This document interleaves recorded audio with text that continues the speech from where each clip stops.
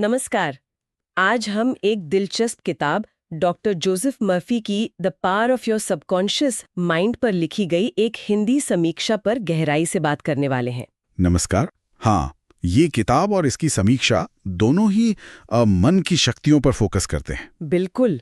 और सवाल यही है कि क्या हमारे मन की गहराइयों में, मतलब अवचेतन मन में, वाकई इतनी ताकत है कि हम अपनी जिंदगी बदल सकें?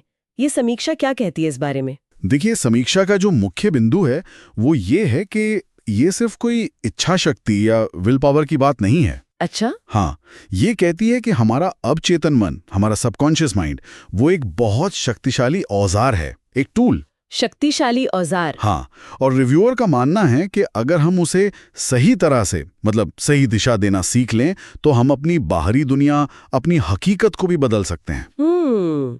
ये तो काफी बड़ा दावा लगता है। मतलब हमारे विचार और हमारी असलियत, इनमें सीधा कनेक्शन। हाँ बिल्कुल, एक तरह का पुल। ये विचार कि हमारी सोच हमारी दुनिया बनाती है, ये शायद नया ना हो, लेकिन समीक्षा इस पे बहुत जोर देती है। और रिव्यूअर के मुताबिक मर्फी की किताब ये कहती है कि सकारात्मक सोच, पॉजिटिव थिंकिंग से वो चीजें भी हो सकती हैं जो हमें बिल्कुल नामुमकिन लगती हैं। हाँ, यही बात है। लेकिन सवाल उठता है कि कैसे, है ना? सिर्फ सोचने भर से तो नहीं होगा। सही बात। क्या समीक्षा कुछ ठोस तरीकों के बारे में बताती है, कुछ टेक्निक्स? जरूर जरूर।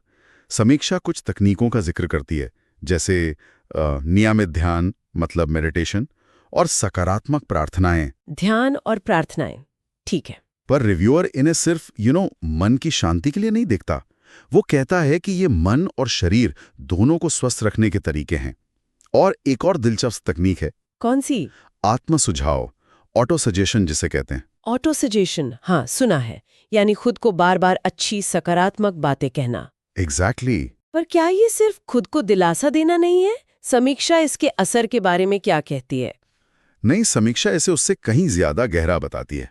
रिव्यूअर के हिसाब से जब हम लगातार सकारात्मक बातें दोहराते हैं, तो वो धीरे धीरे हमारे अवचेतन मन में, मतलब अंदर गहरे में बैठ जाती हैं। अच्छा, हाँ। वो हमारे विश्वासों का, हमारे बिलीफ सिस्टम का हिस्सा बन जाती हैं। और फिर यही गहरे विश्वास अनजाने में हमारे फैसलों को, हमारे बर्ताव को और आखिरकार हमारे अनुभवों को गाइड करने लगते हैं।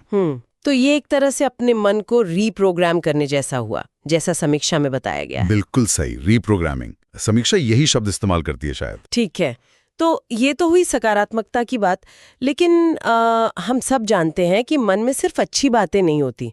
डर, शक, चिंता, इनका क्या? ये तो हमेशा साथ रहते हैं। हाँ, और ये बहुत जरूरी सवाल है।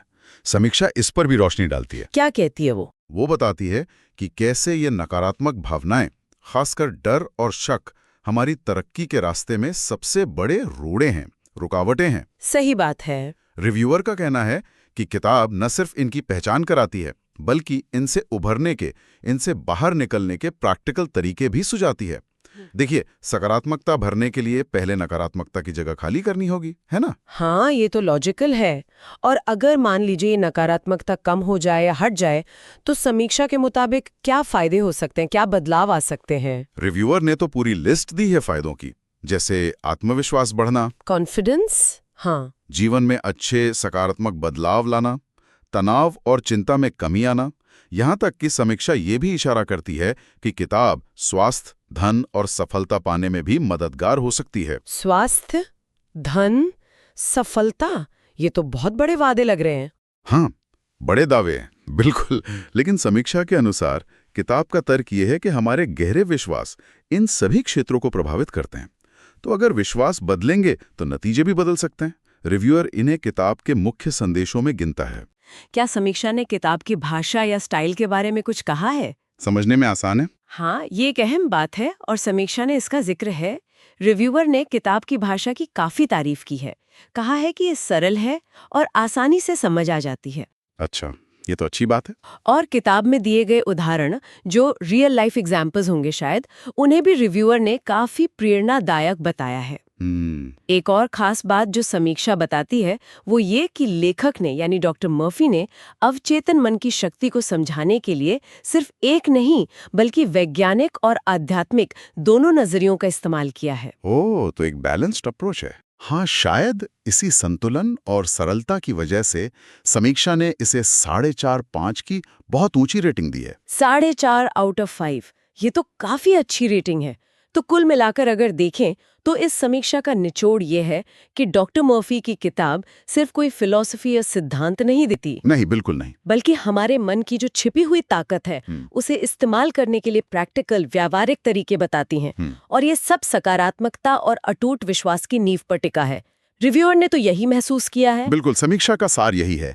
और इसमें जो अवचेतन मन को प्रोग्राम करने वाली बात है, जिस पर बार बार जोर दिया गया है, वो वाकई एक दिलचस्प सवाल खड़ा करती है। क्या सवाल? यही कि हम सब सोचते हैं कि हम अपने रोजमर्रा के फैसले सोच समझकर, मतलब सचेत होकर, कॉन्शियसली लेते हैं, है ना? हाँ, ज्यादातर तो यही लगता है। लेकिन इस समीक्षा को पढ़कर लगता है कि क्या वाकई ऐसा है, या फिर हमारे बहुत से फैसले, हमारे अनुभव, हमारी प्रतिक्रियाएं, क्या वो उन गहरे विश्वासों से चल रही होती हैं जिनके बारे में शायद हमें पता भी नहीं होता? ये सोचने वाली बात है। मतलब हम अपनी जिंदगी के कितने ड्राइवर हैं और कितना हिस्सा ऑटो पायलट पर चल रहा है, जिसका कंट्रोल हमारे अवचेतन मन के पास है। एग्जैक्टली। ये एक गहरा सवाल है जिस पर हम सब सोच सकते हैं।